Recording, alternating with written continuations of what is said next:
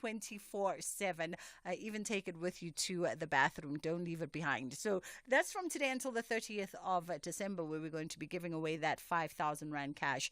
So stay tuned to all of your favorite shows on SAFM. Coming up today, though, we are going to be having a conversation around the latest kidnapping and missing persons stats. It was revealed that from 2022 to 2023, there's been, on average, around 15,000 kidnappings in South Africa. And we're going to have that conversation in the first hour of the show.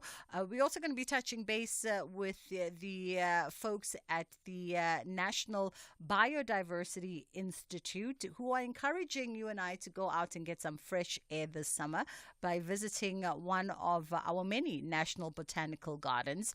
So we'll find out more about those particular spaces and the kind of interest that they can hold for some of our listeners. I know that some of you like to get out there and really just enjoy the environment and nature.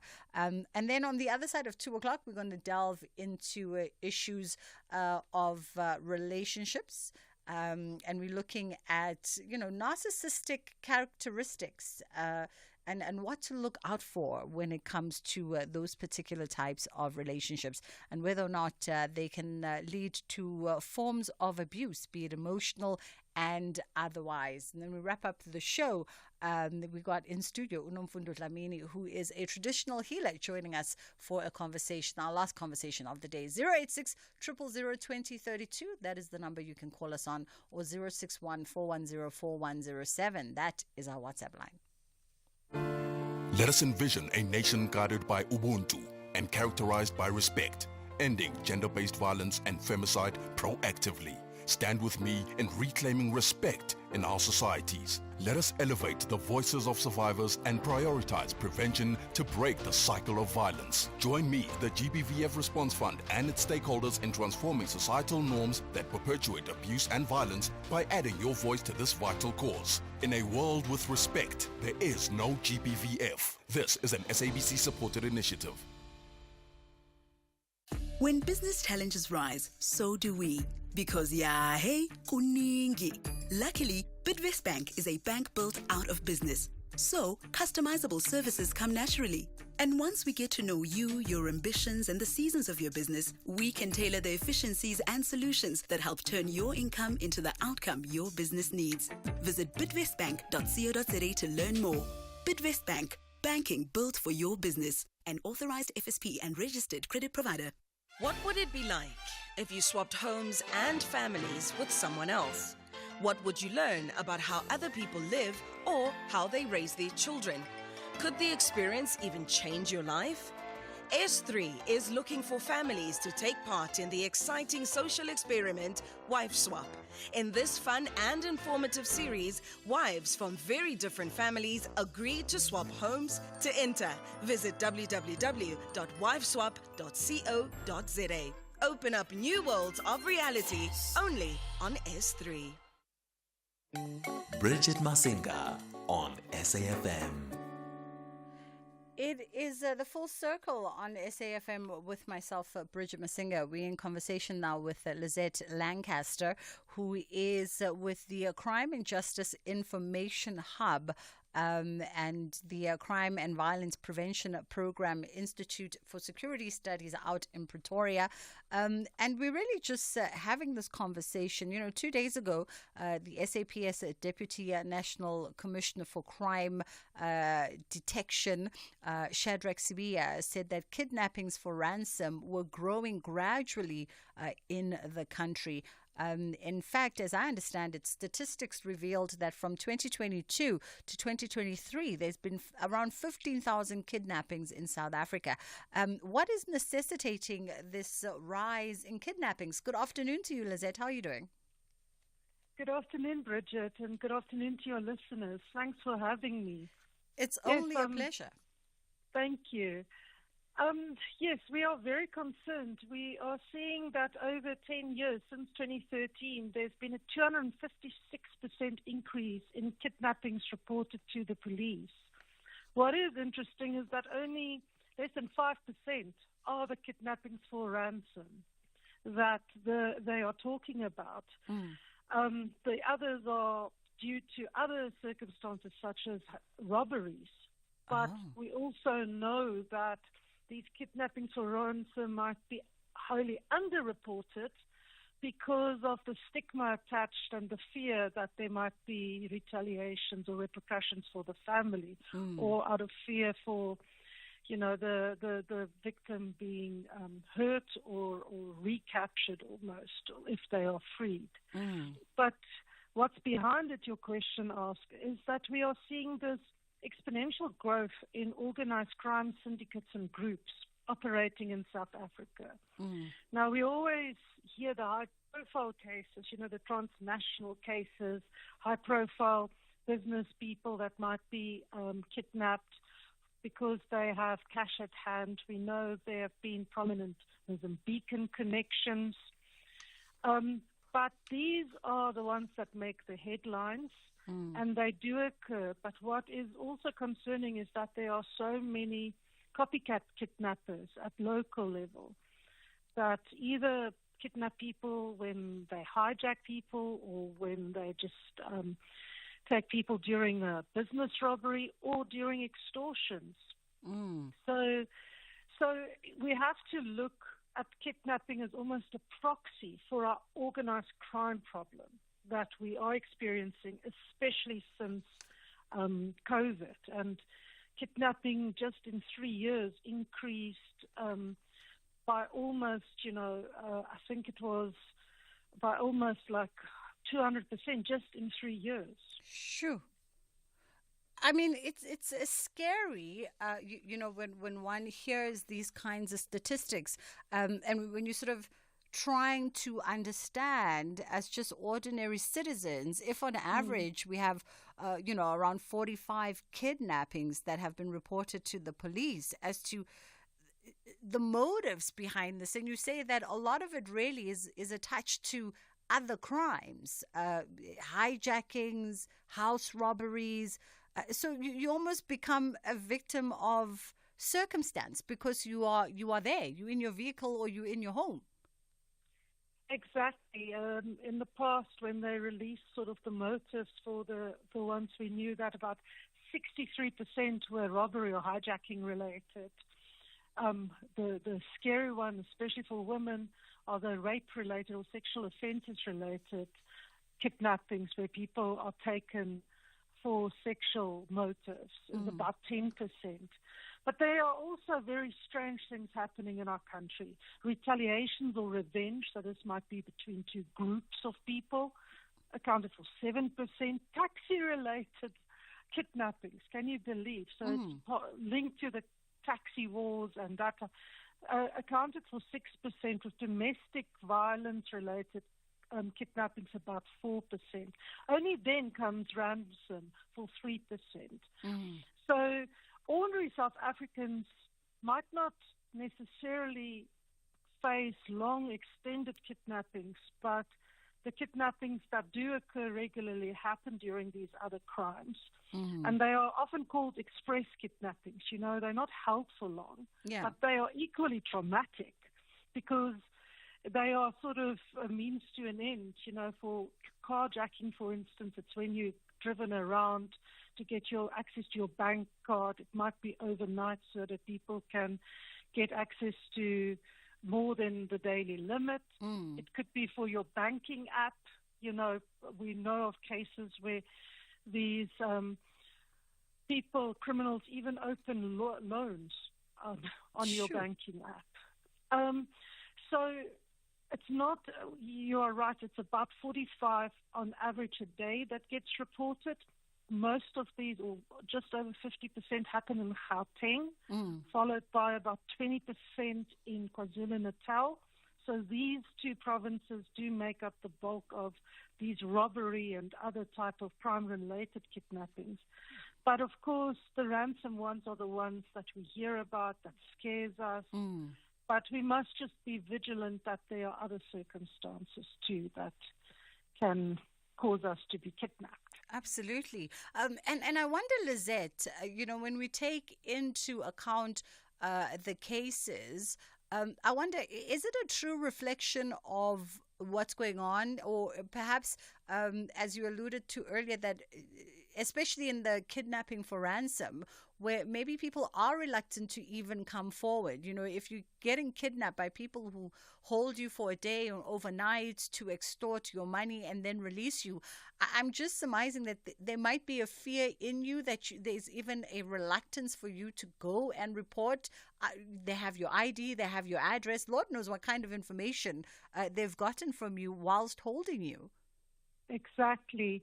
We know in some of the assessments done around kidnapping for ransom now, of course, these ones, as I say, it's normally business people, that business dealings going bad, or people knowing that, a business leader has came into money, or their family has. So we've seen some of these high-profile ones. There are even international extortion gangs that lure people from, say, Asia here and then hold them for ransom. So those ones are scary, and they are long-term, and they do have a very low reporting rate. But as you point out, if you don't have your stuff insured, for instance, in the case of a carjacking, or the chances of you going to the police to live through this terrible ordeal again, or the fear that you have that they might come back for you, is overwhelming. We don't know the answer to how the underreporting rates, but we do have some ideas from the Victims of Crime surveys about, that about 60% of carjackings, it depends on the place, but about between 60 and 75% of carjackings get reported to the police.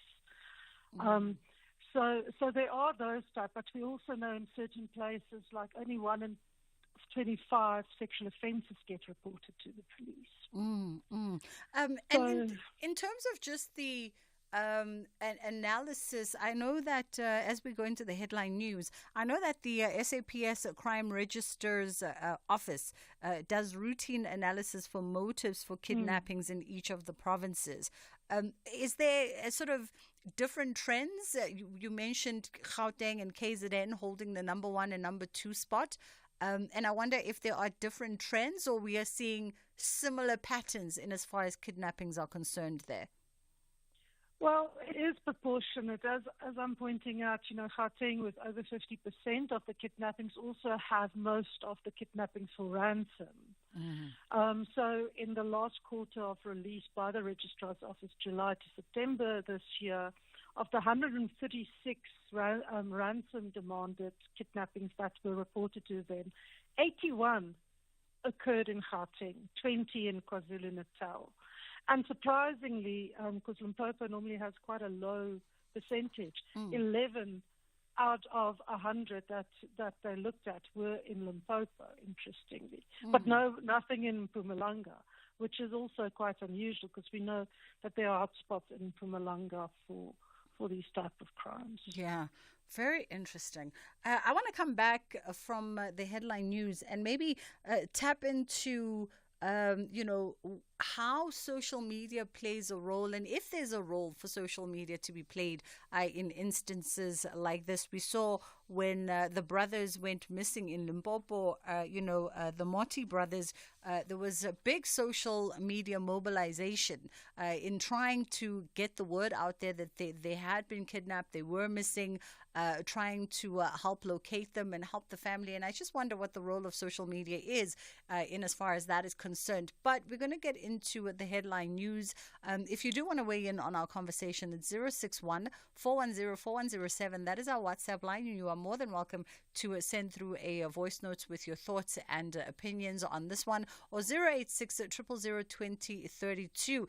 Do you live in fear maybe of, possibly one day having to be confronted by kidnapping, given what Lizette is also talking about here, and as far as, there is a significant number of people that get kidnapped because you are ultimately being hijacked, and then the kidnapping is almost an opportunistic element of the hijacking and the home robbery. As a South African, is this something that is now sitting at the back of your mind? It's just gone 1:30. Madupi is standing by with the headline news. Thank you very much, Sister Bridge. A very good afternoon. In your headlines, a Postbank says its joint decision with the Social Security Agency, SASSA, to phase out all physical cash payment points was initially made in 2018. The case of the 5 men accused of killing 7 people in Diepsloot, north of Joburg, has been postponed to the 18th of this month. And the COP28 president says the climate change conference has given the world a robust plan to limit temperature rises to the 1.5 degrees Celsius set in Paris. Details of these and other stories, 2 o'clock.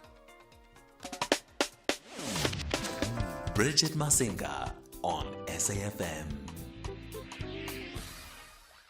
We are in conversation with Lizette Lancaster, who's with the Crime and Justice Information Hub and the Justice and Violence Prevention Program out at the Institute for Security Studies in Pretoria. And Lizette, I mentioned the Morty brothers, that was a big case, big in mainstream media, but also social media picked it up. And I think in part because of the influence that the family had in Limpopo and just generally in South Africa. From what I recall, it was a kidnapping for ransom. Not quite sure of the nitty-gritty of the circumstances behind that. But there was a huge mobilization for social media, to bring some awareness to this situation. And I wonder sometimes, that kind of attention to especially a high-profile case where I'm assuming it was ransom for money because of the profile and the status of the family. Does social media play a positive role there or a negative role, or maybe it's all circumstantial? Yes, I think it's a bit of both. We know that when those children were dropped off, that they were recognized in the community and people could mobilize quite quickly and knew who they were to report it to the police and so on. But of course, that case, although it was probably the case that put kidnapping on the radar of South Africans, is a very big outlier because most people that are kidnapped are not children, and that needs to be understood. I mean, obviously, teenagers and so that are catfished through social media are at risk. So there is that risk.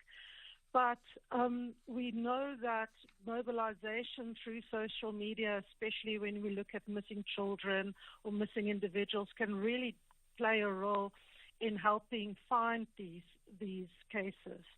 We've seen the tourists that were robbed and presumed dead on Table Mountain potentially resurfacing or having been identified months later in the garden route.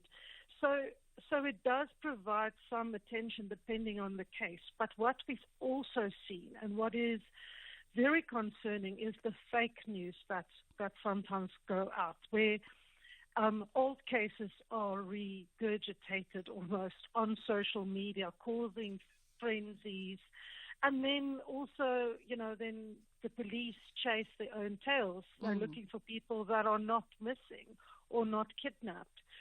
So it becomes a bit of a messy thing. And often what you find on social media is one high-profile kidnapping then causes all these other fake stories or to be shared. And then it takes attention away from the real victims.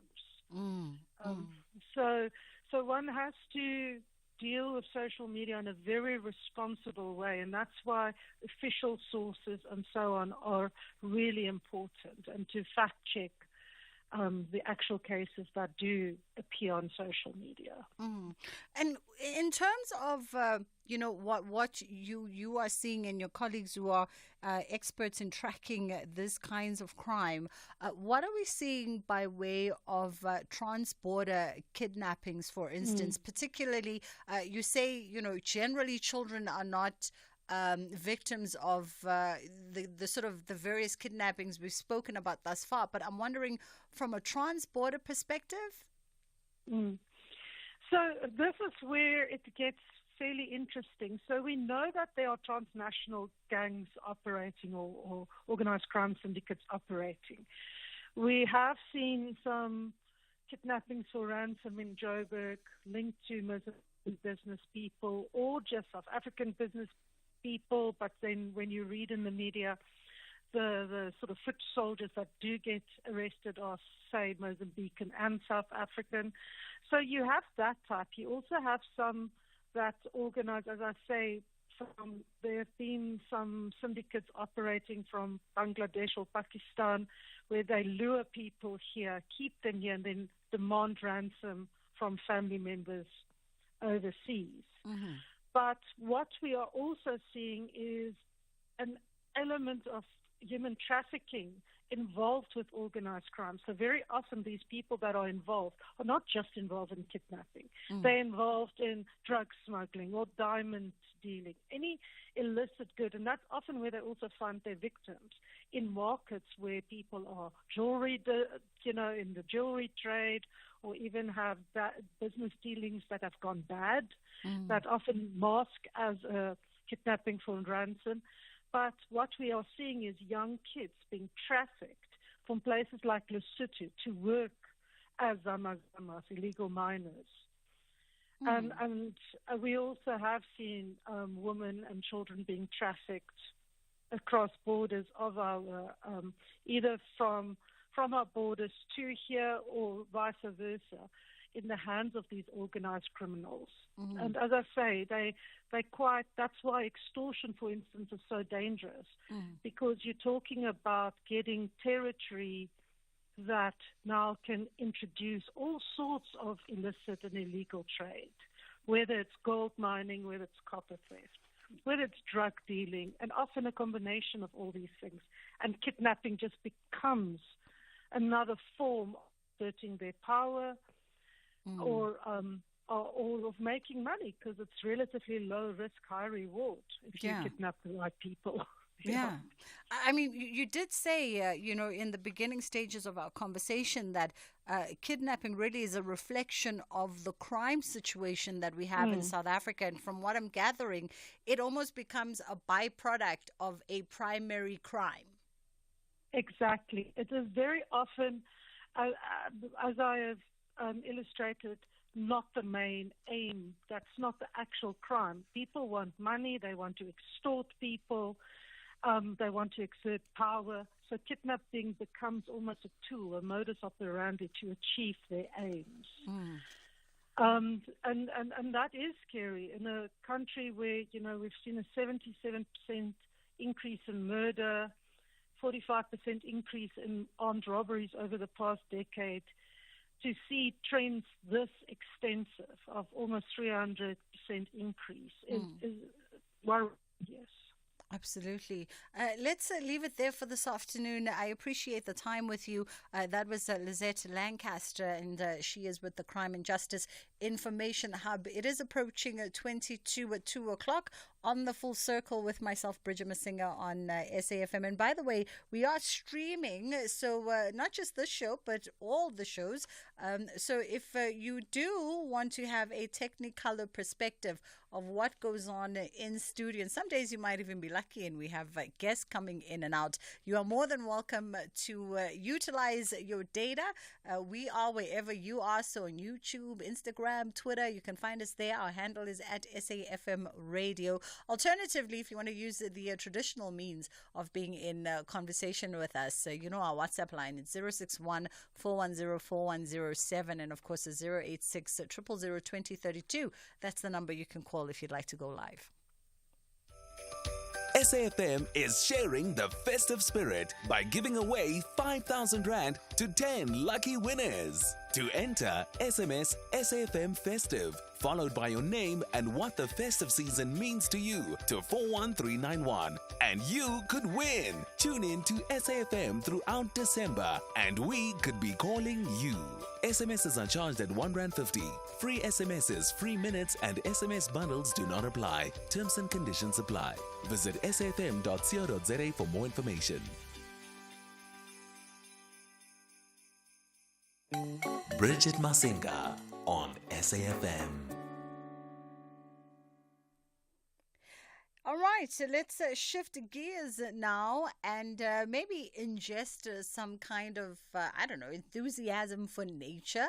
I don't know if you are planning on getting out and about as part of your festive itinerary, but the 11 National Botanical Gardens across South Africa are inviting you to come through and experience the restorative healing power of nature this summer. And getting some sun and some fresh air is always a good idea. So we've got Unontsikelelo Mpulo, who is the director Marketing and Communications at the South African National Diversity Institute.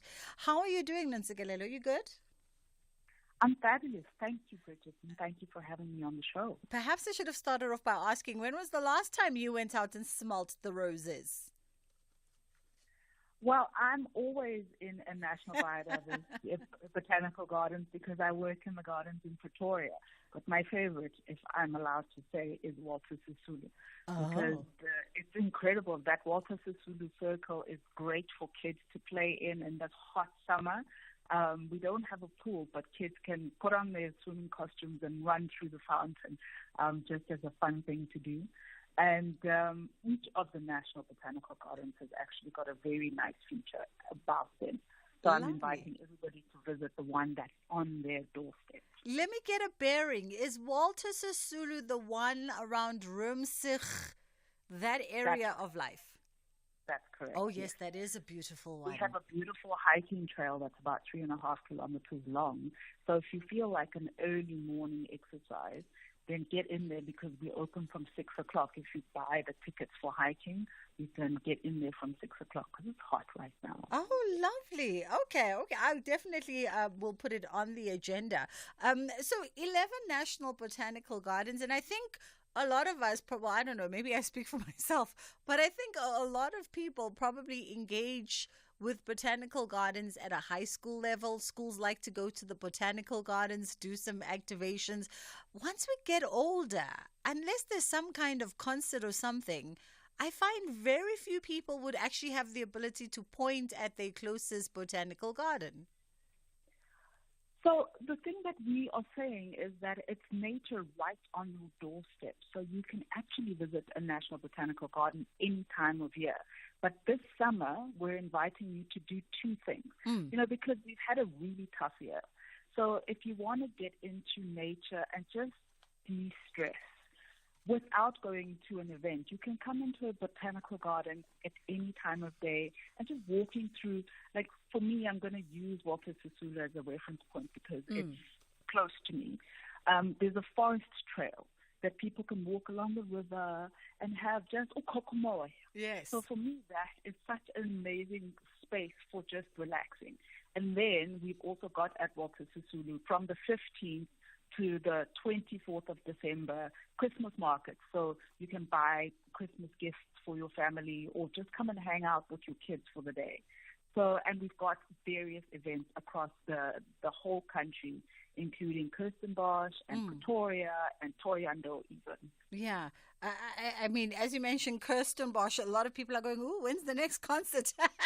But as you say, there's a lot to do in these spaces and a lot to explore. And one doesn't have to be a botanist or somebody who's, just interested in plants in order to enjoy these kinds of spaces.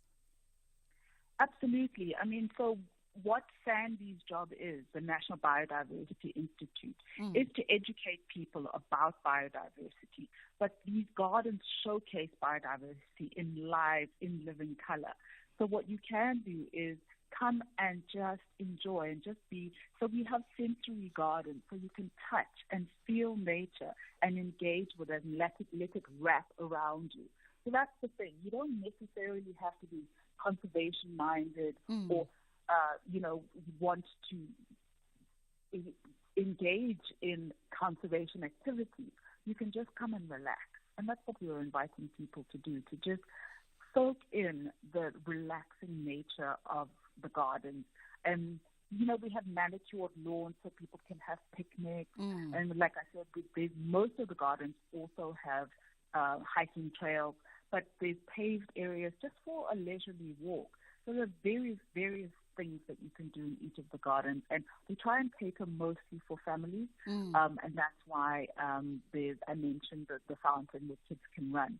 But Walter Sisulu also has a kiddies play area.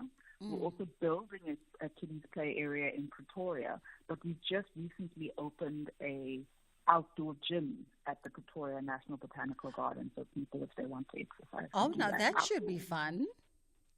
It is fun.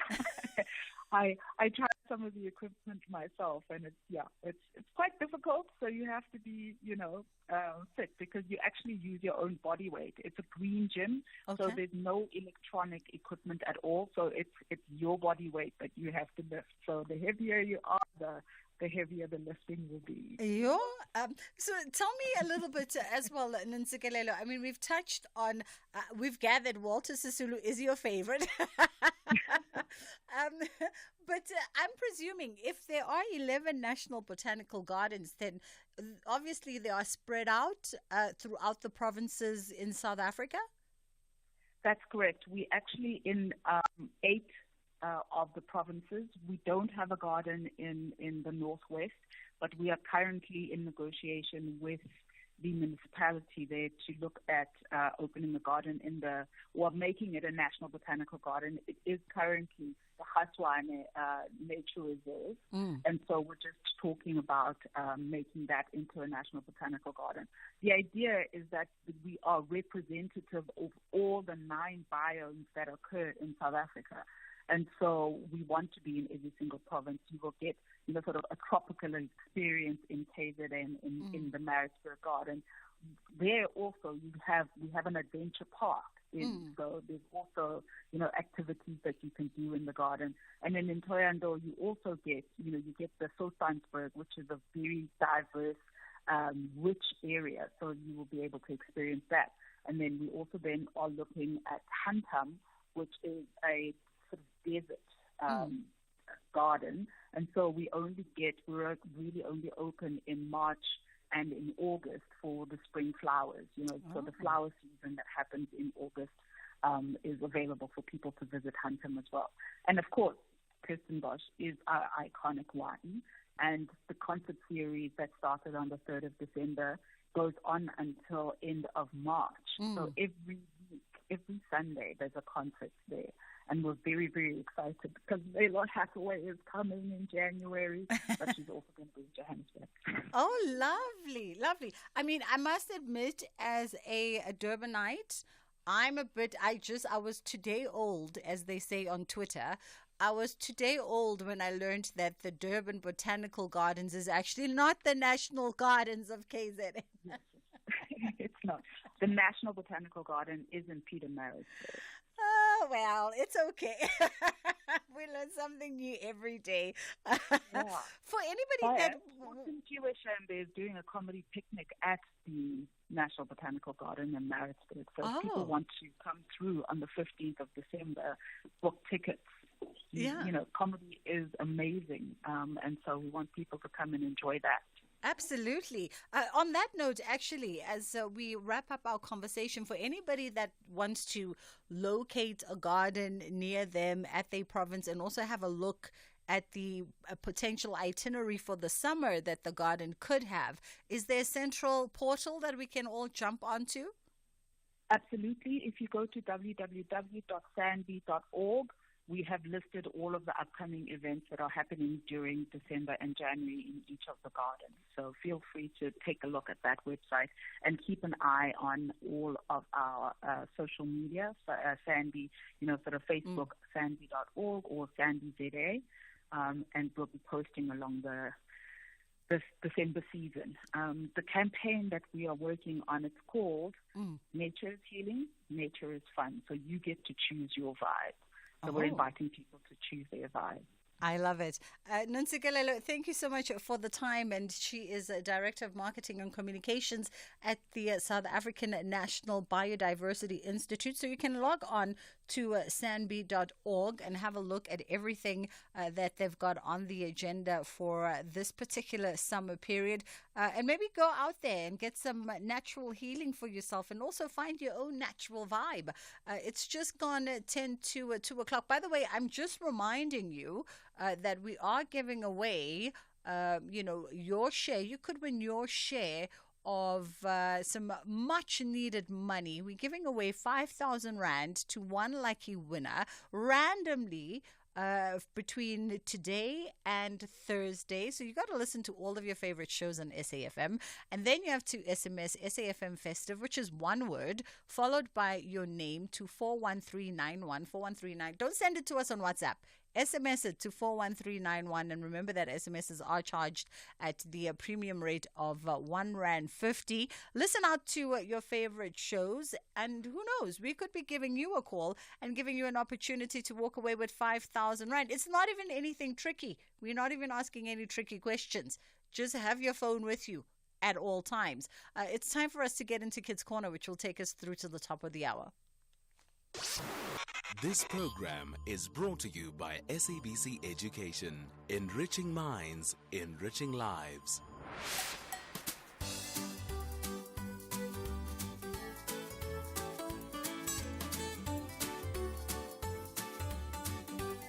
Hi, my name is Antle Shabangu and I am 12 years old.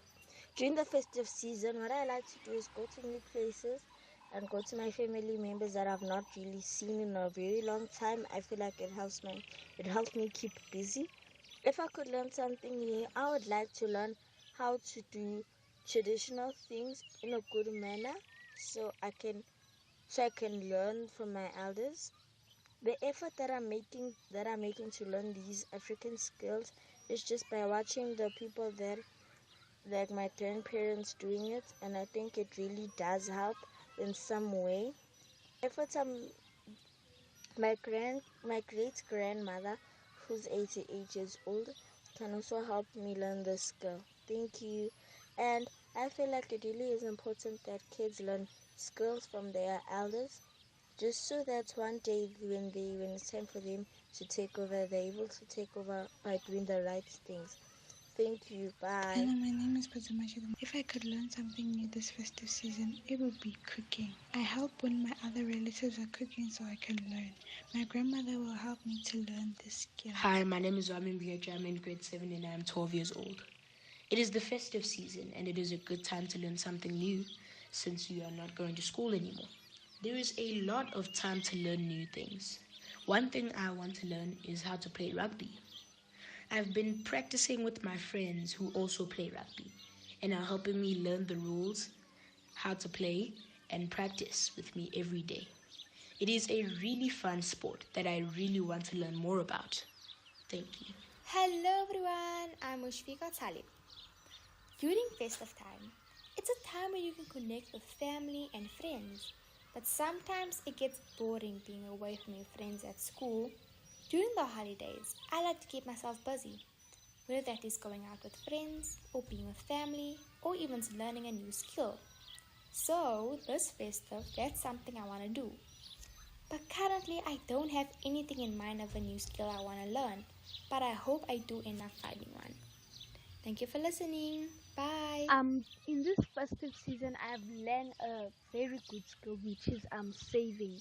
I've developed skills of saving because next year I'll be going to grade 7 and we need to fundraise a lot of money next year for the market day, which is 200 Rand, and for my farewell, and for the things that we'll be selling on the market day, the clothes that I'll be wearing for my farewell, and yeah.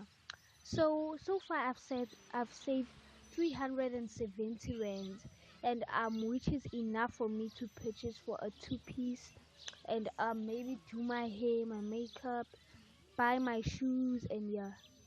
There is a good skill. Saving is a very good skill. So yeah, that is the skill that I've developed, and I would love to encourage kids to save, cause hey, they'll need to pay some bills. So I don't need to stress my mother to buy me something for Christmas or for next year. Thank you. My name is Vutulinkosi Dlamini and I'm 12 years old. The latest skill that I've learned is how to play cricket.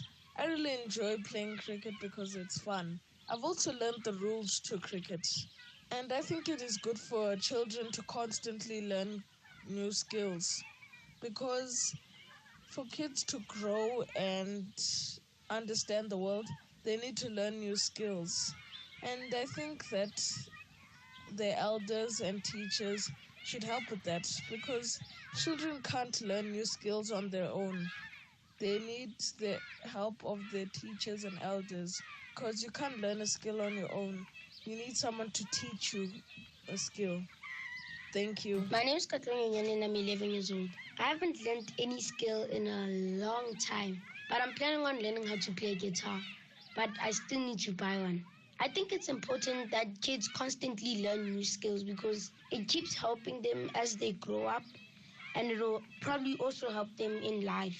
I don't think you need support from your parents or teachers just to learn something new. You just need confidence. You need to practice, and like they say, practice makes perfect. My name is Duruetang Ndlovu. I am 11 years old and I go to Macaulay House School. A new skill I have recently learned is drawing 3D shapes properly. We learned this during maths at school. A new word that I have also learned is vague. Vague means something that is not explained properly. Yes, I do think learning something new is important for kids because this shows them that they can do anything when they are older. Also, constant learning is important if you want to expand your world and grow. The support I need from my parents and teachers is encouragement and patience because learning is not always fun.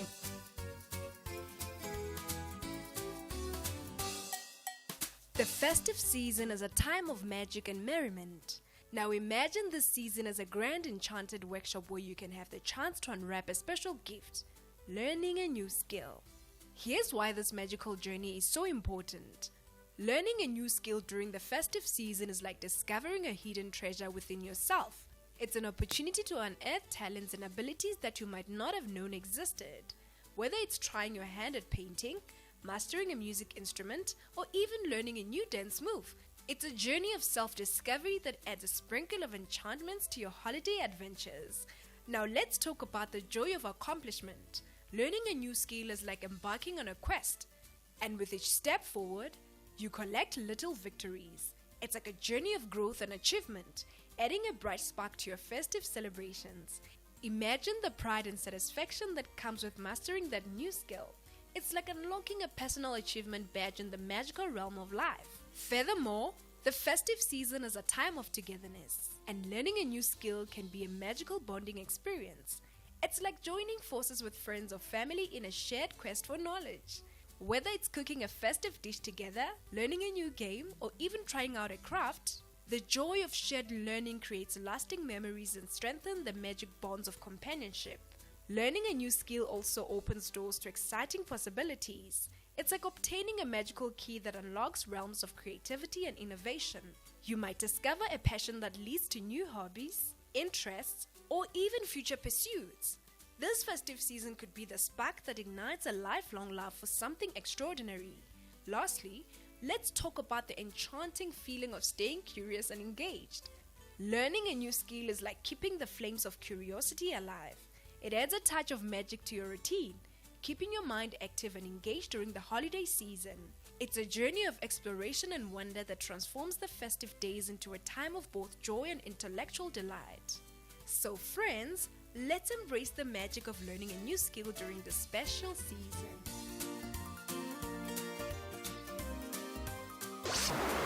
This program was brought to you by SABC Education. Enriching minds, enriching lives. SAFM is sharing the festive spirit by giving away 5,000 Rand to 10 lucky winners. To enter, SMS SAFM Festive, followed by your name and what the festive season means to you to 41391. And you could win. Tune in to SAFM throughout December and we could be calling you. SMSs are charged at R1.50. Free SMSs, free minutes and SMS bundles do not apply. Terms and conditions apply. Visit safm.co.za for more information.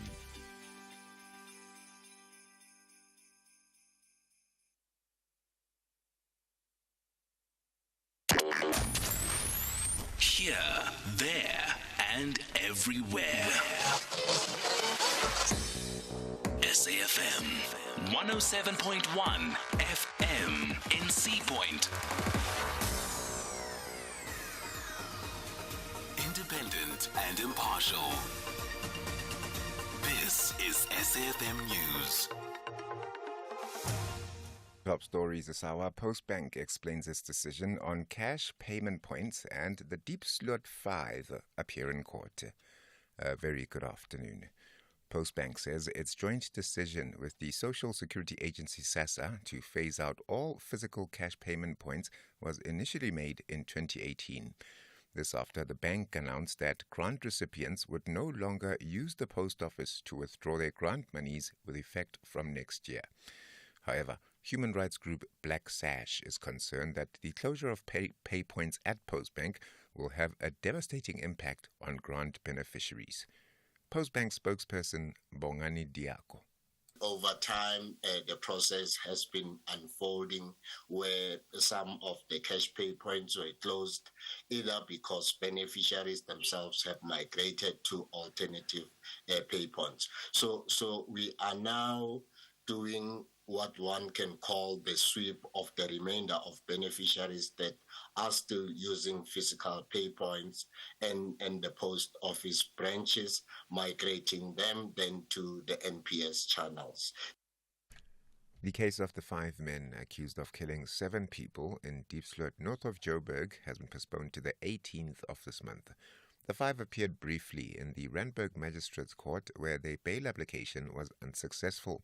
They're facing charges of murder, attempted murder, assault, kidnapping, and malicious damage to property. One of the accused is also facing a charge of the contravention of the Immigration Act. The 7 people were burned to death in 2 separate attacks in the township earlier this month. These community members were at court to support the accused. The people had no choice. We got a call at 1 a.m. on the 1st of December. People were distraught. They didn't know what to do. Police were being called. They didn't come through. They came later, 2-3 hours after. It does not help. So you have to retaliate as a community and protect yourselves. You have no choice. So as the leaders and community and people who stays in Deep Slot, we understand the situation better than General Mawel. Members of the community who were arrested in between extension 12 and 13. We are saying they must be granted bail. They are not solving the problems in Deep Slot. They are good in media briefings and doing everything. A mob has stoned to death a suspected livestock thief and assaulted 3 others at the Nyangelani Shihoko village outside Tzaneen in Limpopo. A car which was found with cattle carcasses was also set alight. Spokesperson Hlulani Mashaba has confirmed the incident, saying the suspected thieves have been taken into custody. He says they condemn vigilantism. Investigations into the incident are underway. The Border Management Authority has described as encouraging for South Africa the Zimbabwean government's decision to develop the country's Border Port Authority Bill. Commissioner Michael Masiapato was speaking in Pretoria at the start of a bilateral meeting with their Zimbabwean counterparts.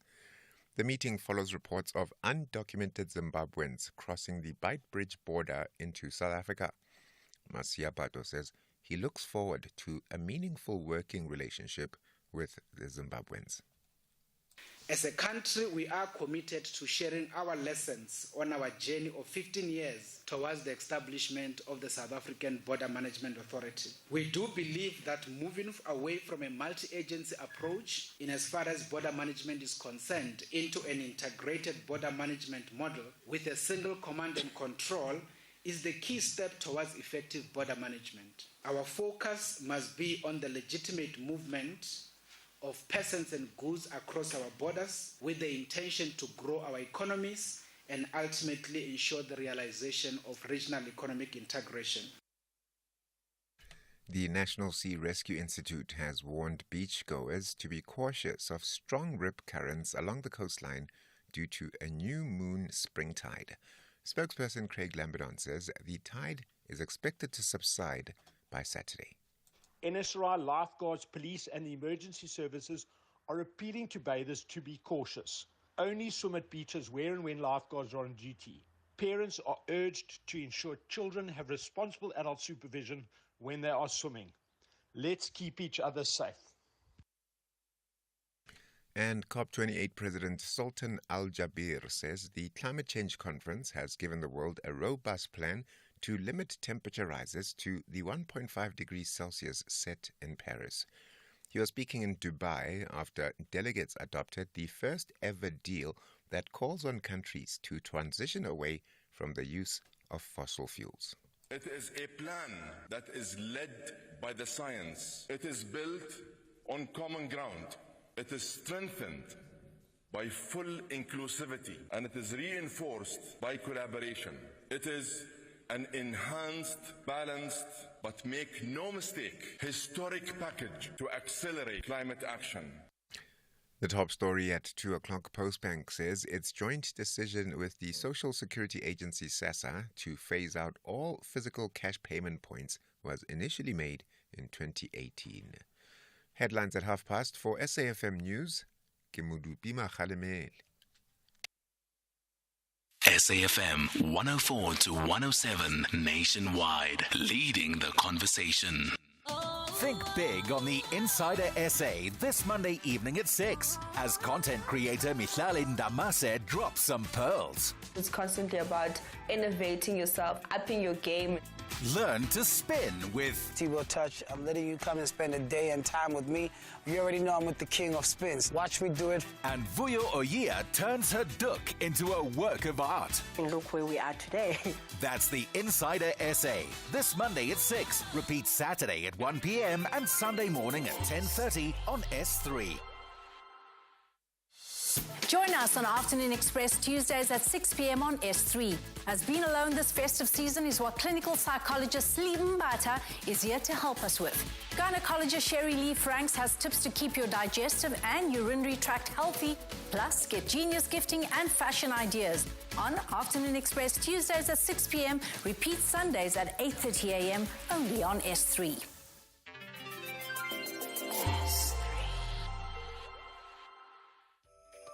SAFM is sharing the festive spirit by giving away 5,000 Rand to 10 lucky winners. To enter, SMS SAFM Festive, followed by your name and what the festive season means to you to 41391. And you could win. Tune in to SAFM throughout December and we could be calling you.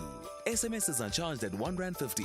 Free SMSs, free minutes and SMS bundles do not apply. Terms and conditions apply. Visit safm.co.za for more information.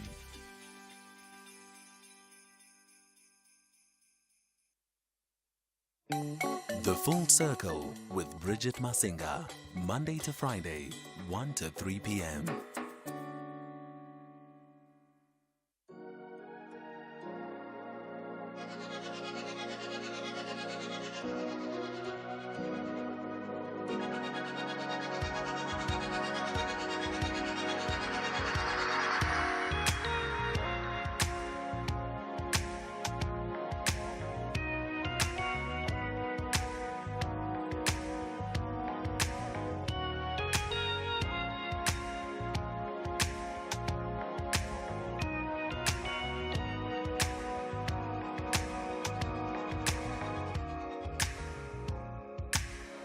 Everybody's talking about you and her together.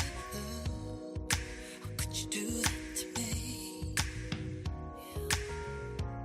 And everybody's talking about all the wonderful things you do with her, like you used to with me. Can you tell by the look on my face? I still like you that way. Now I can hardly remember why we ever lost touch, but I can tell that I love you and I still love you as long as I live. I'll never get over you. It's killing me. I'll never get over you.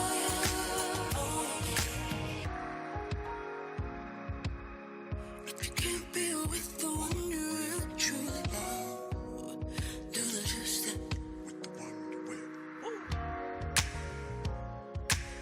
And everybody's talking about you and her together.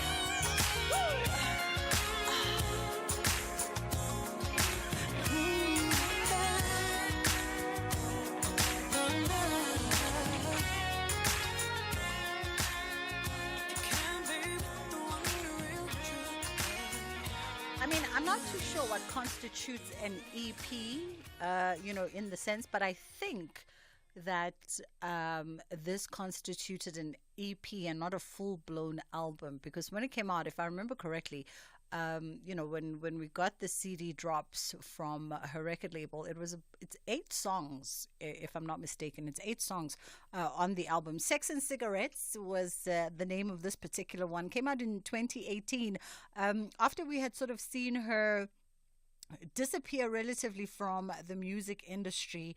And she was focused on other endeavors, one of which was the reality show with her siblings and her mother, the Braxtons. And you know that for very many years, after the bankruptcy scandals and everything that subsequently happened because of her financial woes, the music industry changed completely, did a complete 160 in as far as the tone, the sound, the artist, the R&B that was coming out, but also just the working model of the music industry. And I think Toni found herself, in fact, she articulated this on many occasions, where she found herself questioning whether or not it's almost like a Dear Diary session, where she goes into a great emotional detail about whether or not she should come back into the industry. Long As I Live is the name of the song. That is how we kick off the second hour of the show. It's fast approaching 2:15. We are going to be talking around narcissistic abuse, and hearing the personal story of our guest this afternoon, who is the chairperson and founder of Narcissistic Abuse Support Group. Penny is joining me on the line this afternoon. How are you doing, Penny? Hi, Bridget. Fine, thank you. How are you? I am fantastic, thank you. I think we hear the term being thrown around on social media. We see the memes and the posts around, character traits of narcissistic friends, narcissistic romantic partners, and. But I think by and large, a lot of us probably don't get the concept of narcissistic behaviors and characteristics in as far as the context of our conversation. So maybe let's start there. Let's start with an understanding of when we say narcissistic abuse and narcissistic characteristics, what are we talking about? Okay, so basically narcissism, it exists on a spectrum. So we all need some narcissistic traits. If we don't have, then we don't have a high self-esteem. The problem is when it becomes extreme. So if you've got a few narcissistic tendencies, like if you brag or if you make yourself the center of attention, it's normal if it occurs occasionally. But narcissistic personality disorder, or NPD, is completely different. The symptoms are way more severe. They make relationships with others challenging, if not absolutely impossible. So I like the definition of narcissism given by Zachary Rosenthal. He's a clinical psychologist, because it's easy to remember. He used the words special me, which is an acronym which is actually spot on, because they do believe they're special, and life is always all about them, kind of my way or the highway. So special me stands for, the S is a sense of importance, the P, a preoccupation with power, beauty, or success. The E is entitled. C, they can only be around people who are important or special, and that's because they believe they are special. The I, interpersonally exploitative for their own gain. A is arrogant. The L is lacking in empathy. M, they must be admired. E, they're envious of others, or they believe that others are envious of them. And then if somebody consistently displays at least 5 of those 9 special me traits, they then meet the diagnostic criteria for NPD. So narcissistic personality disorder is, as I say, at the extreme. They've got very high narcissistic traits. The problem is, or maybe not the problem, I think for those who are in these narcissistic abusive relationships, the difficulty is they don't go for help. So they won't be going to psychologists. They won't be the ones being diagnosed, right? So we don't really know if you're with a person who is has narcissistic personality disorder, or whether they're just, I don't know, toxic or just a jerk, really. You don't really know the difference because they're not going to necessarily be diagnosed. But when they come to our meetings, what you're basically trying to tell them is it's not necessarily about the definitions, it's not about giving them a label, let's put it that way. So you don't have to say to the person, you know, you're with a person who's got NPD. The question rather to ask is, how does this relationship make you feel? And if it's really just crushing you and you're feeling absolutely diminished, minimized, and you sort of have no self-worth anymore, and you just lose everything that was your personality, let's put it that way, then you must know that you've got to start looking after yourself. You've got to start taking a little retake. If this relationship is destroying you, then you've got to think about, how am I going to handle it from there? So we're not going out of our way and saying, you are with a narcissist, get out, or whatever it is, you know. But we're making them think. But, when a person goes and kind of Googles the narcissistic traits, and they actually found that they can tick quite a few of those boxes for whoever it is, their boss, their friend, their whatever, it's really a kind of huge relief to know that this is a thing. It's not just you thinking that there's something wrong, or, like you're having these gut feels, but you don't really know, is this me, isn't it me? Because we get blamed for everything. And so it's nice to know that narcissism is actually a thing. But, you can't really talk to people about it because unless the person's been through it themselves, they really don't understand. And that's why I started the support group, because you need to be validated, you need to be heard. Yeah, absolutely.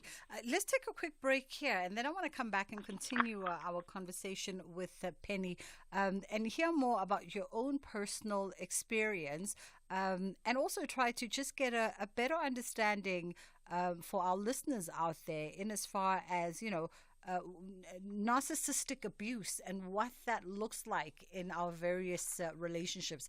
It's just gone 20 past 2 o'clock on the Full Circle right here on SAFM. The summer season is here. That means there are more reasons for you to travel and explore Mzansi. South African Tourism, together with the greater tourism industry, are partnering to make travel more accessible and affordable. On our Tourism Thursdays feature on Beyond the Headline, we will be joined by SA Tourism to tell us more about how to travel and get to know Mzansi in a fun and affordable manner this summer season. Tourism Thursday is proudly brought to you in association with South African Tourism.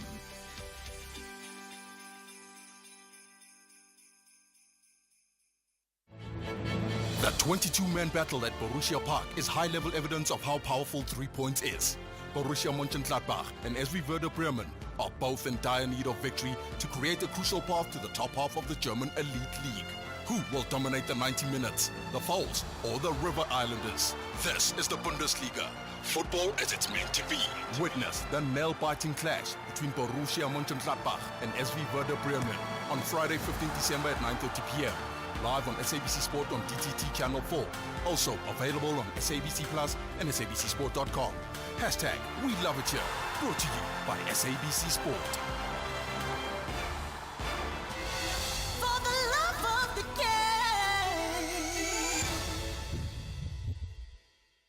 game. Bridget Masinga on SAFM. We are in conversation with my guest, Penny, who is the chairperson and founder of Narcissist Abuse Support Group. And Penny is also a life coach, helping us navigate our understanding around, narcissism, particularly as it plays itself out in our relationships. Now, Penny, if you'd allow me to just probe a little bit about, your own personal story. And I think I read from the info pack that your own mom was, I don't know if diagnosed or maybe later on identified as a narcissist, and then thereafter also being in a relationship with a narcissist man. But if you can maybe tell us a little bit more about your personal experiences in these situations. Yes, so I was raised by a very narcissistic mother. She was raging a lot of the times. There was a lot of fear as a little child growing up. And the mother usually is very jealous of daughters because when the daughter arrives, they might take the attention away from the mother, and they always want to have all the attention on themselves. The problem with being raised by a narcissistic mother or father or any caregiver is that you end up not believing in yourself. You don't have healthy self-esteem. You don't believe you deserve of anything. You generally come out of any of these relations feeling that you're not enough. You're not good enough. You're not lovable. And these things, these core beliefs cause a lot of problems in your choice of partner perhaps, or just the way you relate, because we use a survival strategy as a child to get through, because we don't really understand why we're not allowed to express our emotions, why we're unseen and unheard. And, you know, I was always told that children are to be seen and not heard, you know, in that generation, and that's really not a good thing to tell the kids. So you come out not even understanding why you feel so kind of like depressed and not belonging anywhere, and then you can make a choice that, put it this way, a healthy relationship doesn't feel comfortable. It's not it's not something you're familiar with, right? So you choose something because you don't believe you're deserving of more. And that's kind of, so I had a narcissistic mother, and then, I don't really want to go too much into that part of the story, but I had a very long-term narcissistic relationship, and it was very challenging on many levels. But finally, I managed to pack up the courage and leave, and decided that what I really wanted to do was start a support group. And I thought it would be a little group in my home, which it started off as actually 4 people in my home. And now it's grown so substantially, which is why I registered as an NPO, because we have about 500 people chatting on WhatsApp. We have about 1,000 people on Meetup. There's just so many people. This problem is so rough. I didn't even realize that when I began the group where this was going. Yeah. Let's talk a little bit, without getting into the details of your personal relationship, but also just important to understand how does narcissism present itself, particularly in a romantic relationship? Because a lot of people will be unclear in as far as, well, is this just toxicity or is this narcissism presenting itself in a relationship, and is it translating to abuse, and what does it look like when it is abuse? Am I anticipating emotional abuse, mental abuse, control? How does it present itself in that scenario? So the common thing is control, manipulation, punitive. They punish you if they believe you sort of stepped out of line or didn't do what they asked you to do. Blame shifting, guilt tripping, and something called gaslighting. When you first of all start studying up on narcissism, there's an entirely new glossary of terms that you have to get used to and learn so that you can actually explain it to somebody else. But gaslighting is one of the worst. That's the one where you eventually feel as though you're going crazy. You can't trust your perception of reality because somebody keeps telling you that the way you're remembering it is not right. So you have emotional abuse, etc., etc. So I think the biggest problem is that people are not aware that things that are termed coercive control, things like emotional abuse, psychological abuse, sexual, financial, spiritual abuse, okay? They don't realize that these things are sort of deemed to be abusive. Most of society thinks that, GBV or physical abuse is abuse, and the rest you sort of have to put up with because you are with that person, you made vows, etc., so you took vows, and you need to just sort of, work your way around it, but they don't understand the devastation, the complete soul-destroying way that it makes you feel. And so they basically, in the beginning, they sort of mirror your good character traits. You fall completely in love with the person, but the interesting part is you're actually falling in love with a fantasized version of yourself. So you think you've got your soulmate. And then before long, after you're completely in love and totally hooked, then they start the devaluing. So these are the cycles. If you're saying how to recognize that you're the narcissist, the cycle of abuse starts with love bombing. And it's usually over the top, too much, And so if somebody's too good to be true, run, because that's a very good indicator. Okay. And they do everything super quick. So they'll want to sort of get married and all these things. They push you into things, or sometimes they'll make you pregnant, and then you are in a position where you, you sort of have to get that. They trap you in that way. So it all sort of happens very fast before you can kind of think, and you're still in this like airy fairy love bubble.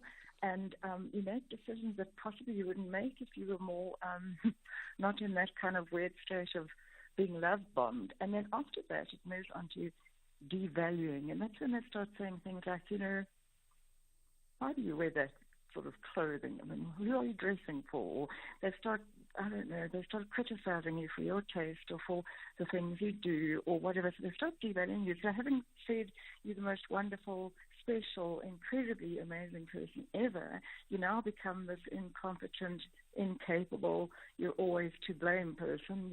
Everything you do isn't good enough. So you can't please them. So because you blame for everything, and because typically the people that choose narcissistic people are possibly used to being blamed for everything, they might be being the scapegoat in the family, or they just do it so effectively as you believe that you're to blame. You take on that blame and you keep on trying to change yourself. Gosh, if I just do this, or if I just change the way I'm doing that, or if I just love the person more, or we keep thinking that we can actually make a difference, but we can't, because they actually, their mission in life is sort of to steal your joy, to make you feel not good enough, because then they're sort of succeeding in their. So anyway, you just left feeling absolutely desperate and hopeless. And I think the key word for anybody out there is confused. If you are left feeling completely confused, most of the time, you must know that you're possibly in a narcissistic relationship. Yeah. Unfortunately, we've run out of time, but let's leave it there for today. That was Penny, who's the chairperson and founder of a Narcissist Abuse Support Group. And no doubt you can find them on your social media. So if you just Google them, if you're looking for folks who've gone through a similar experience, or perhaps you could relate to some of what Penny was saying and you seeking to get more information, you can definitely find community there. It's just gone 2:30. Madupi standing by with the headline news. Thanks, Bridget. In your headlines this hour, the Border Management Authority says that good working relations between South Africa and Zimbabwe will help to resolve border challenges between the two countries. Postbank says its joint decision with the Social Security Agency SASSA to phase out all physical cash payment points was initially made in 2018, and the Ukrainian capital has come under its second Russian missile and drone attack this week. I'll be back with all the details at 3. Bridget Masinga on SAFM. Beyond the headline on SAFM. So what sort of interventions should we be seeing? Crime is usually linked in poorer communities to poverty. Not a direct correlation, but in the absence of having jobs, in the absence of having good income, etc., people tend to get frustrated, and I think some of that frustration, boredom, anger, etc., plays itself out in criminal activities. Professor Nirmala Gopal, who is a criminologist. Beyond the headline with Aldrin Sampier on SAFM. Weekdays, 3 to 6 p.m. Bridget Masinga on SAFM. It is the full circle with myself, Bridget Masinga, in the final half an hour of the show. And, we thought we'd also include you in this conversation as we talk around karma. This was us running around the building, trying to find the various Nguni words to express what is karma. Do you believe or not in karma. You know, uyakholelwa yini ukuthi mawenza izinto kwabantu nawe uzibizela amashwa, yabo. And good languages can be tricky because we're not necessarily talking about ibadi, but you can understand it as ibadi if you are Zulu. But we are talking about, amashwa, ikama. If I do something bad onto you, it's going to come back to me somehow. And we've got my guest joining me in studio. Thokoza. Nomfundo Dlamini, unjani koko? Thokoza, ngiyaphila njani? Hi, Siyaphila. Thank you for coming through. Appreciate the time. And I think that's the thing, right? A lot of people throughout the world, people will tell you, Guti, karma is never late. Karma is always on time. Karma knows the address. A lot of people, we spew out the karmaisms. But I wonder if, judging from our actions, it actually shows that we are believers in what goes around comes around. I don't really think so. Hey, I think as people, we actually take for granted the fact that like what goes around comes around. And I think possibly it's the wrong thing for us to do, because what happens is in our current lifetime, maybe not, right? But in the long term and in years to come and generationally, I do think we do see and face some of the karma, So I talk a lot to people about the fact that, especially because I help people, right? I sometimes do see certain people that I help and I'm like, no, this issue actually is something that didn't start with you. It's something that actually started with your mother or your grandmother or your great-grandparents. But because nobody rectified this issue, you find yourself in a situation where you are now battling with these things.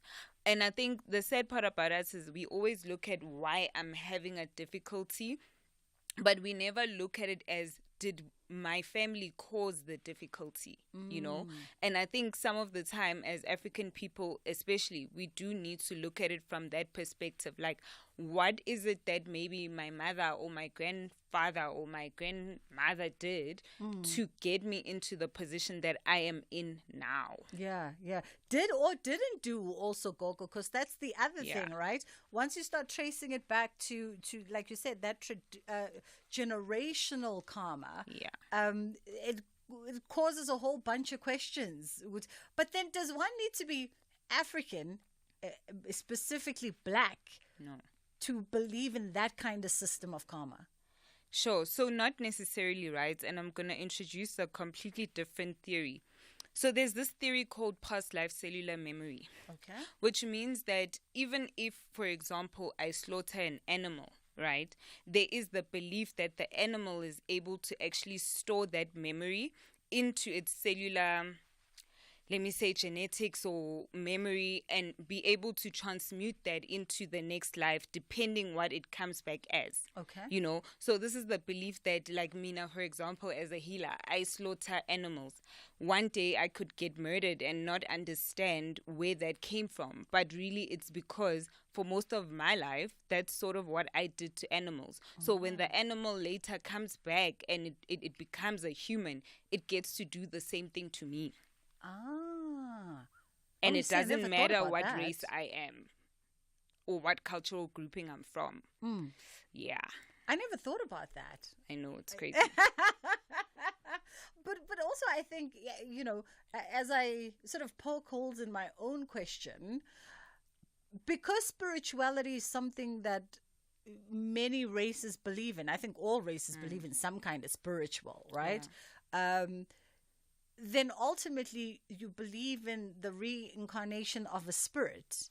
And as you say, spirits come with energies, good and bad. Yep, definitely.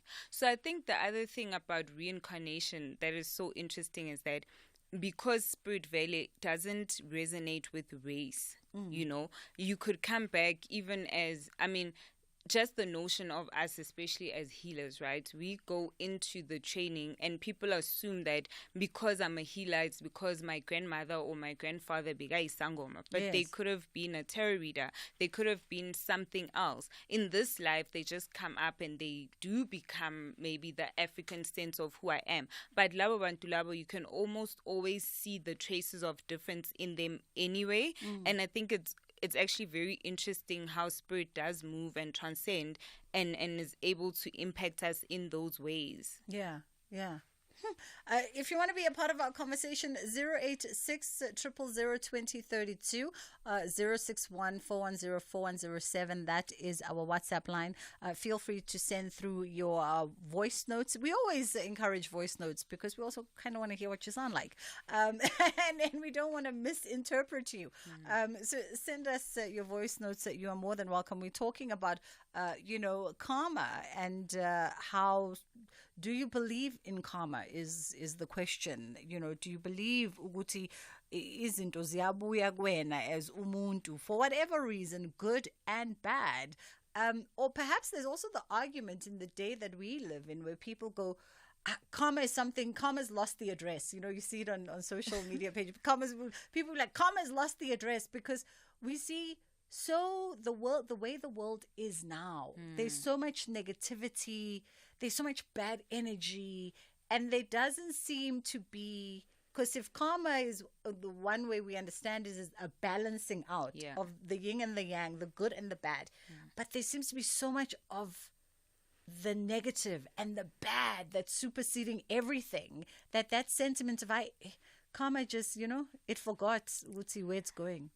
I don't know. I think it's relative, right? I look at it as we shouldn't ever put time limits to karma, actually, and I think it's unfortunate that we are in that phase where things do look bad, but I do think there was a time when things were good, and usually after a period of such difficulty like what we have right now, usually the people after that experience the aftermath, and it's beautiful, and it's almost like a very triumphant phase, and I think we must never be stuck too much in holding on to the fact that but karma doesn't know the address. Karma knows the address, guys, and when it knows the address, it finds itself in that place with those people, if it's people that need the karma, and you don't have to do anything.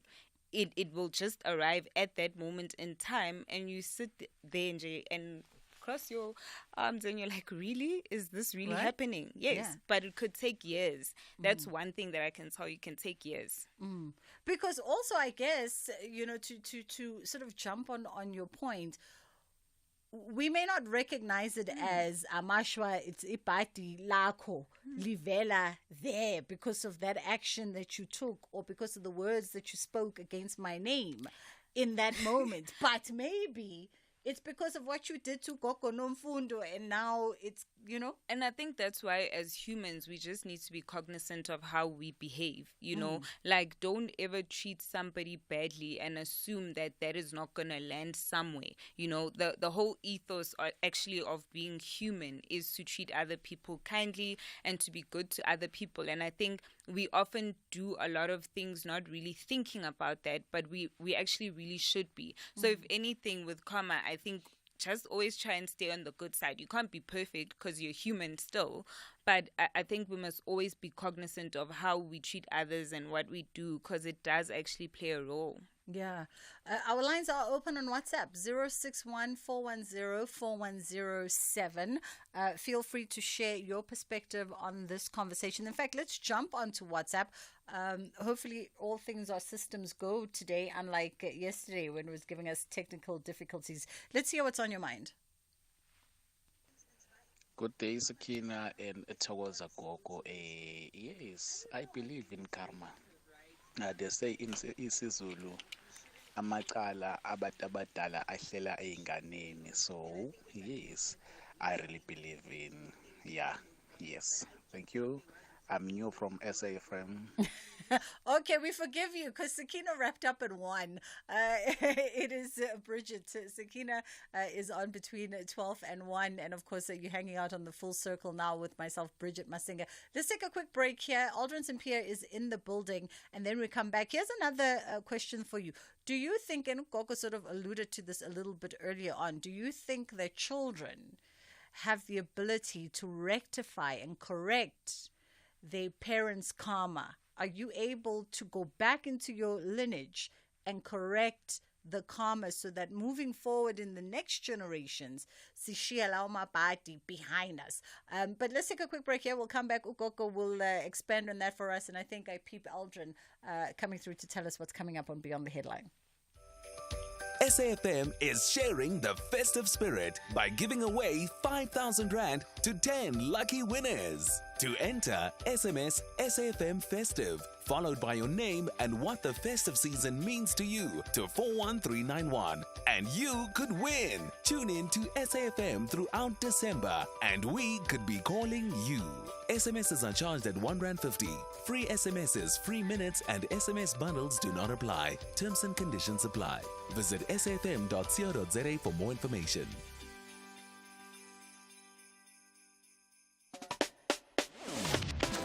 Bridget Masinga on SAFM. Hello. Hello, Sister Bridget. I heard Mudupi call you Sister Bridget. Like, yes, he always does. Sister Bridget? Okay. He used to call me Sister Bridge and then reprimanda. So now it's Sister Bridget. Sister Bridget. And ngiyamkhumbula uMadupi when he used to go, hey, ta! Hey, ta! Hola. With that voice, with that voice. So coming up on the show this afternoon, we look at the last day of COP28 and also the adoption of the resolution that includes the word phasing out fossil fuels. So what does this mean, considering also that you have finance companies that have taken a decision not to finance fossil fuel projects, but there are certain companies, including, for instance, JP Morgan, that are saying that they will continue to finance companies that want to explore in a fossil fuel. So we'll be having that conversation, looking at the last day of COP28. And then also on the show this afternoon, we look at the eviction of around 200 people in this is in Palm Reach on the east of Johannesburg. This is after the Department of Gauteng's the Department of Human Settlements in Gauteng actually secured a eviction order to have these people evicted, but that eviction order was actually secured in January. Okay. Is that area that was in contention? People who weren't supposed to be the beneficiaries of the houses took over the houses. Yes. So it's that story. But interesting also is that the department is saying that they also managed to illegally connect to the sewage system. So I've heard about illegal electricity connection and water connection, but I've never really heard of connecting illegally to the sewage system. So exactly how does that happen? We'll be speaking to the spokesperson of the Department of Human Settlements, who will be joining us for that conversation. And then speaking about human settlements, we'll be joined by the Minister of Human Settlements, Mamuluku Kubai. She'll be joining us just after 4:10. We'll raise this story with her as well. But also the concern that you raised yesterday, because she's meeting with her Kenyan counterpart, looking at affordable housing. And the importance of affordable housing, especially in urban areas. But then there seems to be this disconnect where the cities, the municipalities would, for instance, grant developers the license to go and develop an area. However, though, you don't have the bulk infrastructure that accompanies the development of those Listen, I once put houses. this out, but please ask this point, because I once put this out on Twitter and some informed folks came through and said, because I said, shouldn't these developers be held liable? Yeah. When they tie into infrastructure and ultimately create disruptions and whatever else within the communities, shouldn't they be held reliable? Some percentage of your development financing should be plowed back into that. And apparently this is modeled in other societies in the world, where as part of your development condition, a certain portion of your profit goes right back to the municipality, because you're going to break water pipes and then, the whole neighborhood doesn't have water for 10 days, which we've seen in Fourways. Exactly. We've seen in Centurion as well. But what about the financiers? What about the banks? Shouldn't the banks also be combing through the business plans of the developers and asking the question that, do you have enough infrastructure that you've been guaranteed will actually be built to help sustain these houses? Because remember that the banks also have their money locked into that development, and then on top of that you come and you buy a house through the banks as well.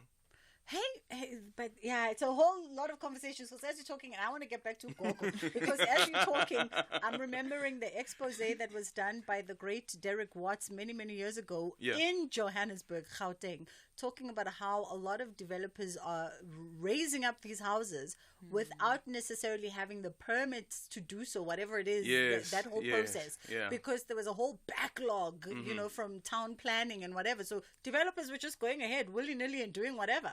Yeah, and then you'd find the politicians would say, but didn't you see the cranes? There are cranes around us. So there's development happening, there's construction happening, and then you find out that actually some of them are actually unlawful. Aldrin and they don't have doesn't capacity. the capacity, the permission. Yeah. Okay, we could talk Okay. forever. Before karma comes. Yes. Aldrin Sophia is coming up on Beyond the Headline. Let's have the conversation. WhatsApp voice notes on 0614 104 107. Well, let's go straight to WhatsApp because Aldrin and I has already stolen Gogo's time. So let's go to WhatsApp and hear what's on your mind. Good afternoon. I'd like to stay anonymous. My question would be, if my mother, who has now passed away, if she had done other things in her life which were not right or traditionally right, as now me and my sisters are shaded with this black cloud. So how would I know? How would I fix what she done previously if I didn't know exactly what she done wrong? But somehow, some way, I feel that there is something wrong that she did during her lifetime. Hi, Bridget. When it comes to karma, I think our problem is that we think that maybe someone scammed you or someone hurt you, rather, in a relationship, and you think their karma is going to be another woman, for example, hurting them. Where else maybe karma could come in another way. You know, he'll find the love of his life, and then maybe his karma will be his business will not do well. I think our issue is that we want, an eye for an eye kind of karma. Good day, Bridget. Bridget, you are speaking to Mansini. Yes, karma comes back. Like there is a bad karma and a good karma. Like a good karma, like umzekelo ubunceda abantu. So abantu bengasokoli, buse xa ubona umuntu osokola umncede, ufaka abantu emisebenzini without even asking money. So ubona abantwana bakho ke ngoku bengastruggleish, behamba into zabo zihamba smoothly. Babuza abantu, hayibo utheni abantwana bale ndlu bengasokoli kangaka, behamba smoothly, even sebengafundanga yonke into, bengastruggleish at all to find out zizinto bezinhle bezisenziwa kumzali wakhe before. So le karma good kuyela kubo ke ngoku. Good morning, Bridget. Interesting topic, and I love it. Quick question. Is there anything called generational curse or generational karma? And if there is, how do you break it? I've heard of it. I've heard that it does exist in the African culture. But how does it really work? And why do the future generation have to suffer the consequences of their ancestors? Thank you. SAFM values your views. Be an active citizen. That last one can be so loaded because you touched on it briefly at the beginning, generational karma, but it's so loaded. And I think it's to the individual if they have a spiritual connection and a relationship with someone like yourself. Yeah, so I think for me, right, the difference with this one is that for me, I don't see it as like you are separate to your ancestors, right? I see it as we are actually in the same lifetime as them. We just live it at a different phase or stage. Meaning for me, when I see a lot of clients, right, I would normally say to them, oh, you're going to be a farmer.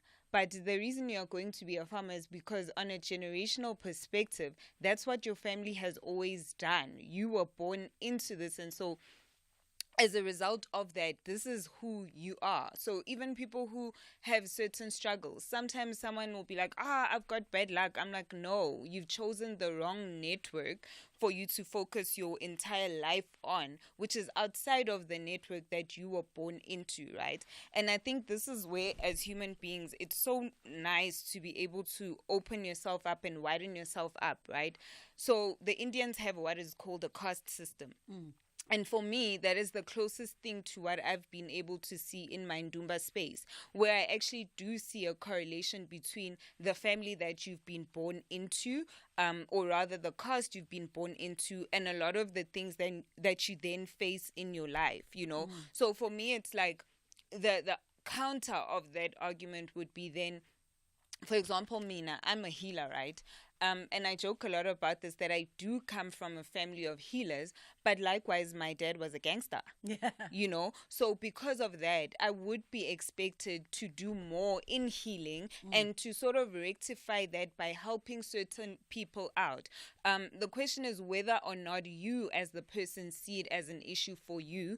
And I don't think you should sometimes, because a lot of the time what I've seen is we actually live out an extension of what our ancestors were. And so, yes, we do have the minimal beatings in terms of karma, but in terms of the blessings, we also experience the extension of whatever these people had dreamt about, you know. So it's looking at karma as, yeah, there'll be negative things I experience, but when I also experience the good, it means that the multiplicity that comes with the level of goodness that they also did do, I also do experience, you know.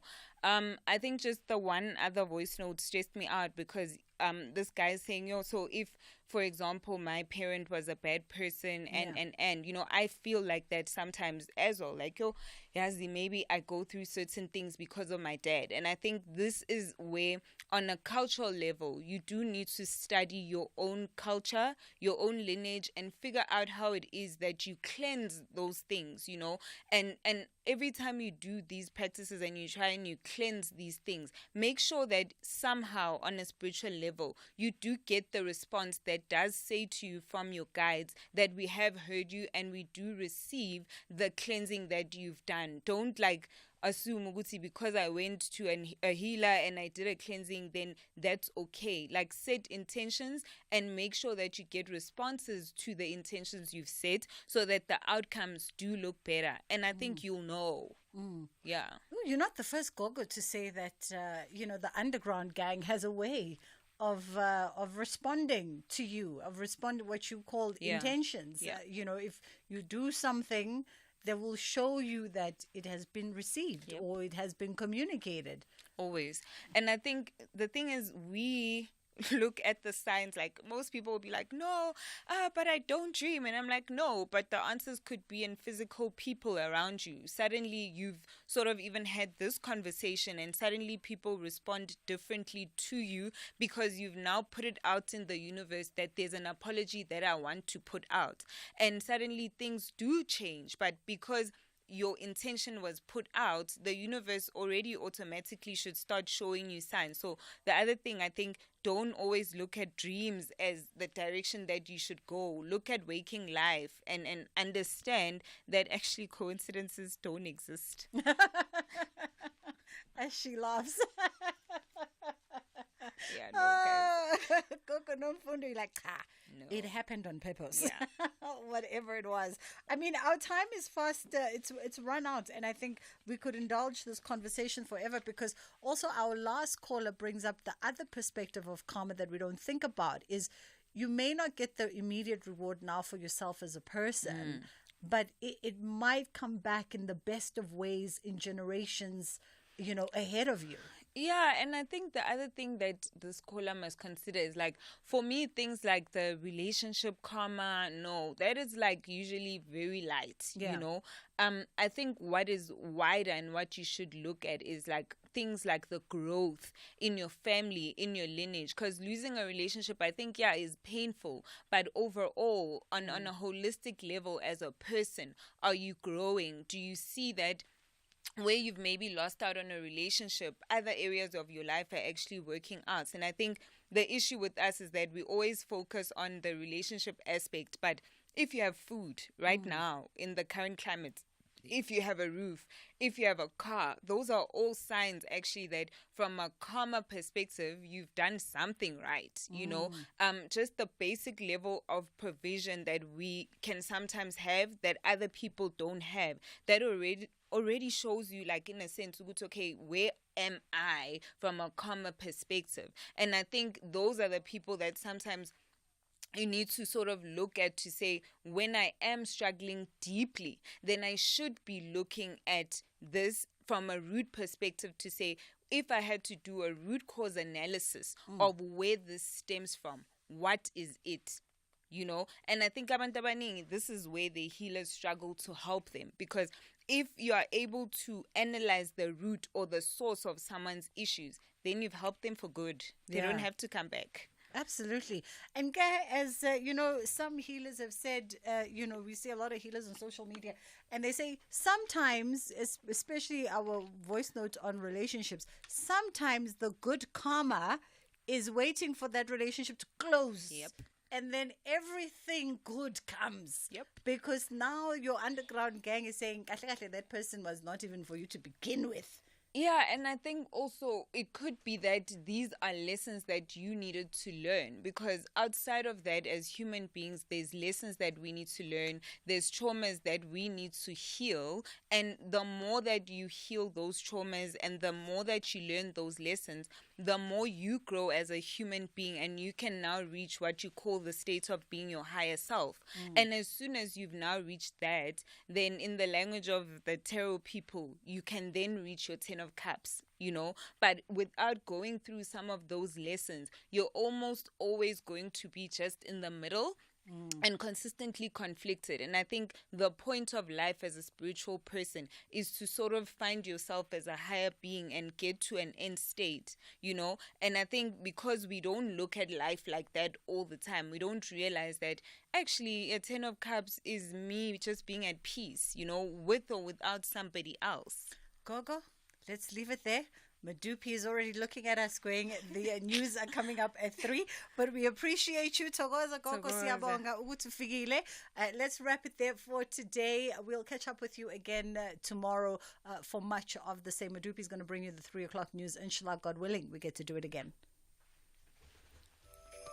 SAFM is sharing the festive spirit by giving away 5,000 Rand to 10 lucky winners. To enter, SMS SAFM Festive, followed by your name and what the festive season means to you, to 41391. And you could win. Tune in to SAFM throughout December, and we could be calling you. SMSs are charged at R1.50. Free SMSs, free minutes, and SMS bundles do not apply. Terms and conditions apply. Visit safm.co.za for more information. Outsurance will go out of their way to try and save you money on your car insurance. If they can't, ask for 500 Rand. SMS out to 38462. Now that's good news. Independent and impartial. This is